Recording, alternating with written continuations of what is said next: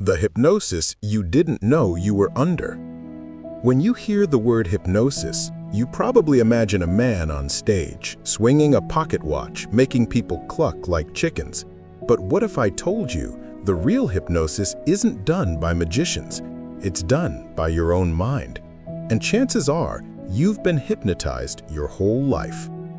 It all began one night at a comedy club in Chicago. A hypnotist was performing, and to keep the audience entertained, he invited volunteers onto the stage. Among them was Daniel, a college student dragged up by his friends. Daniel laughed at first, convinced it was all fake, but then something strange happened. Within minutes, he was convinced he was a world-class ballet dancer. He twirled, he leaped, he bowed. The audience roared with laughter. His friends recorded every second. When the show ended and the spell was broken, Daniel sat in shock. He swore he wasn't pretending. In that moment, he truly believed he was a dancer. He realized the human mind could be tricked into believing almost anything.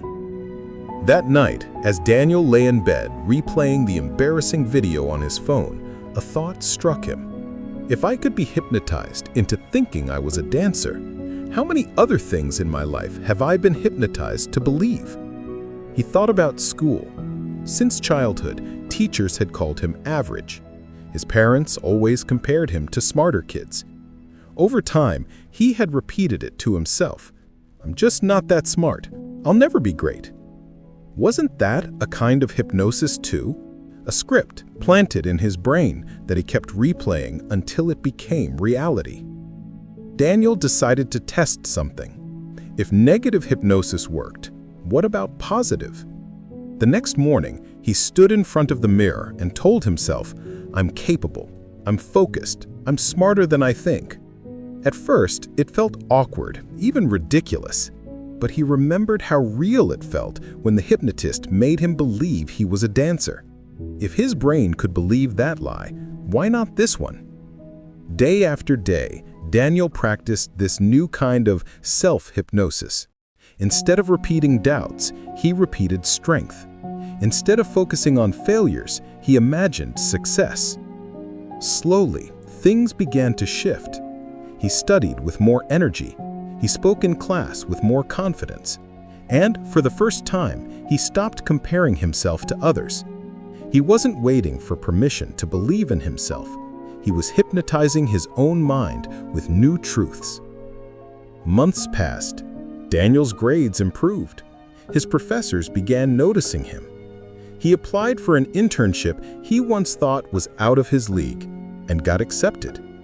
The boy who once believed he was average was now proving to himself that he was capable of excellence. One evening, while preparing a presentation, Daniel smiled at the memory of that hypnotist. He thought, that man didn't embarrass me, he woke me up. He showed me how easy it was to believe a lie. And if I can be hypnotized by doubt, I can also hypnotize myself into strength. Daniel realized the greatest magician was not on that stage. It was his own mind. And the greatest trick wasn't making him dance, it was making him believe he wasn't enough. Breaking that spell changed everything. And here's the truth for you. Right now, you may be under hypnosis too. Not the kind with pocket watches and comedy shows, but the kind where you've been telling yourself the same limiting story for years. I'm not good enough. I'll never change. I don't deserve better. These aren't truths, they're scripts. And every time you repeat them, you sink deeper into the trance. But just like Daniel, the moment you wake up and rewrite that script, when you start telling yourself a new story, a stronger story, your reality begins to change. Because the greatest freedom is breaking the hypnosis of your own doubt. And once you do, nothing can stop you after this.